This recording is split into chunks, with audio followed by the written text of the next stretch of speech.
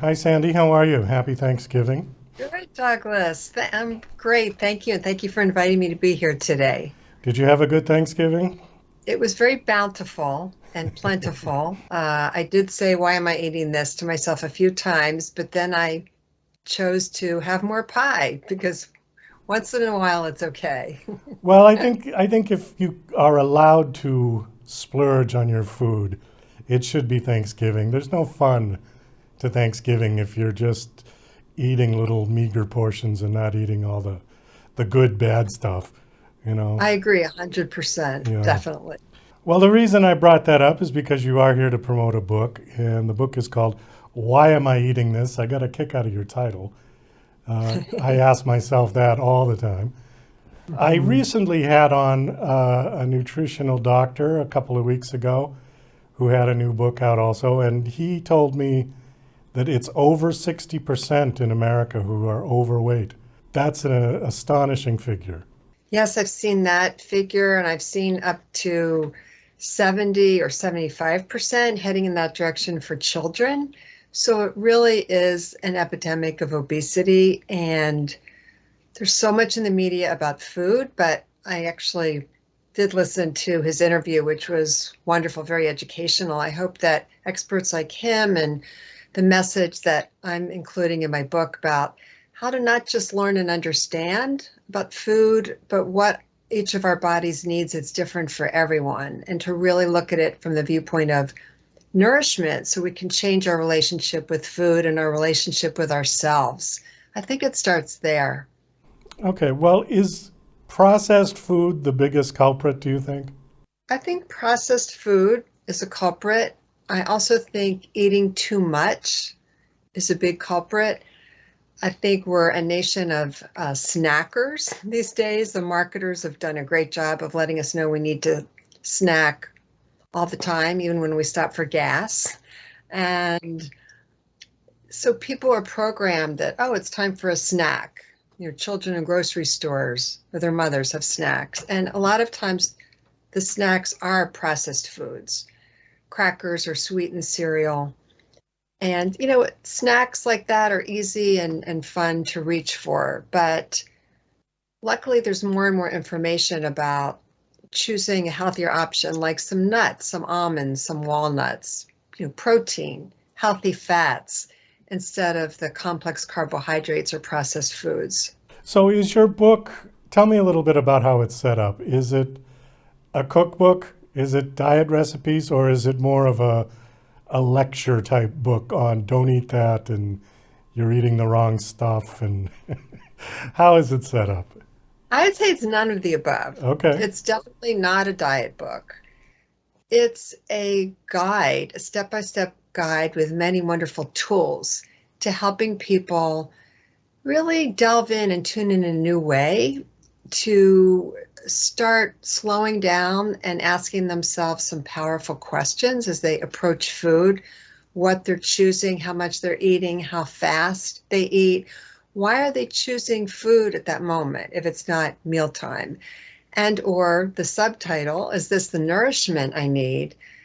Could they possibly need some other kind of nourishment that's not food, i.e., sleep, water, exercise, time in nature, family, friends, social support, spirituality, perhaps to do some energy clearing if they've been in a environmentally heavy atmosphere, like an airport, mall, something like that. So the book is a guide to help people really approach self-care and nourishment from a place of self-love. So I'm giving away a bit of the ending. It all comes down to self-love. And do we care about ourselves to choose the exact right nourishment and fuel for us at any given moment? Because it's different for everyone. That's the other message. Everyone has a unique mind, body, spirit, energy system. So everyone needs to personalize their mind, body, spirit, energetic nourishment for them. Now, with that 60 to 70% of Americans being overweight, I would assume that people are overweight for different reasons. Or do you think it's simply eating too much, eating the wrong food? It's a great question, Douglas, because especially all the attention lately in the media to the drugs that were intended for diabetes that now serve to help people lose weight by affecting their body chemistry and insulin, etc.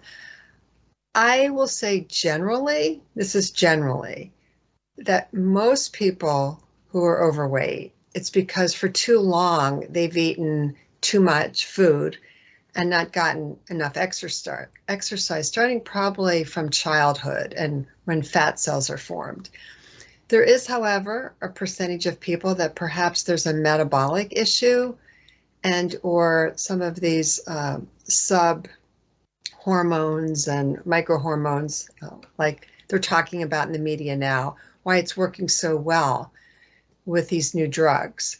However, the downside that I see is people who take drugs, unless that's the absolute only option, they will need to take them forever to keep the weight off because of the profound effect on their metabolism. So I'd say for most people, it's eating too much, the wrong kind of food, and not getting enough exercise. And you also added a sort of a holistic Mhm. message in there. Tell us a little about that. How does that affect our being overweight? Well, I'm a holistic nurse and teach and work in and have worked in integrative medicine departments and centers, leading academic centers with MDs. And a holistic view, as I was saying, really, and actually the basic nursing assessment is someone's biopsychosocial situation, their home life. And so a holistic perspective looks at what's going on mentally, physically, emotionally, spiritually. And because I also do energy healing and I'm a medical intuitive, I'm also looking at the energy system to see if there's congestion there.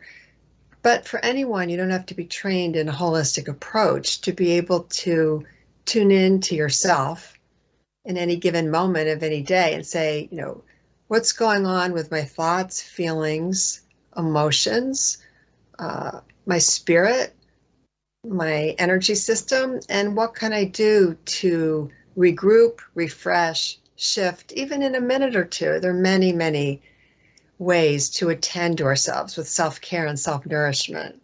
Well, I have heard that stress can put weight on people. And I'm assuming that because if people get stressed out, they go to the food for comfort. Oh, I'm going to have that donut or that piece of cake or something like that. And then they feel a little bit better, but it's going to add to their weight. Is that correct? I mean, That happens yeah. most definitely. That people turn to, a lot of times it's unhealthy food when they're stressed for comfort. The other thing is when we're stressed, especially chronic stress, it increases the cortisol in our body, which releases this cascade of hormones that affects our adrenal system, our pancreas, the release of insulin. So it's really affecting our blood sugar and our cravings, this dynamic effort. Think of it as like the fire sprinkler that just releases, hormones, especially if we're in the fight or flight mode, which a lot of people are actually with high stress jobs or many pressures. So when you have that cascade of hormones, adrenaline, epinephrine, et cetera, cascading through the body, affecting our insulin, it affects our cravings. And that's a lot of times why people gain weight. They've also done research who people who work the night shift tend to put on weight because of the changes in metabolism and the hormones also from their circadian rhythm affected. That's interesting. You think the body is naturally attuned to sunrise, sunset, wake up, go to sleep? Yeah. I do. I do. People who have worked nights, I know as a nurse, I worked with nurses who only worked the night shift and they got used to it. But even they say, holidays or vacation, it took a few days in both directions to switch back to daylight. So it's an adjustment for the body. Well, we've got just a couple minutes left. So the book is called Why Am I Eating This? And my guest is Sandy Robertson. Is the book out? Yes, it's on Amazon. And if people go to my website, energyworkswisdom.com, there's a free excerpt of the new material in the book on self-care and nourishment. And I'm happy to connect with your listeners and give a complimentary 10-minute consultation to anyone who's interested in learning more. Oh, okay, great. Uh, it says that this is the second edition. So what's different?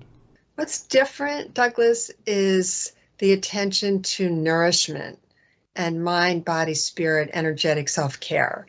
So a lot of the basic information is included in this edition that was in the first book about self-talk, mindful eating, slowing down, chewing, approaching food with gratitude, and really being present with the food, and some meditations about slowing down and approaching food in new ways. The new material is about how are we nourishing ourselves? How are we loving ourselves enough to choose wisely and carefully and care for our own mind, body, spirit, energy systems with love and attention, because everyone is different. So everyone needs something different in every moment. It's not the same for everyone. Well, I think on that, we're going to have to wind this down. Thank you so much for coming on. Give out your Thank you. website again, please. Oh, it's www.energyworkswisdom.com. Okay, great. Well, Sandy, thanks so much for coming on the show. It was nice meeting you. And best of luck Thank with you, the book. Douglas. Thank you very much. I appreciate you inviting me to be on today.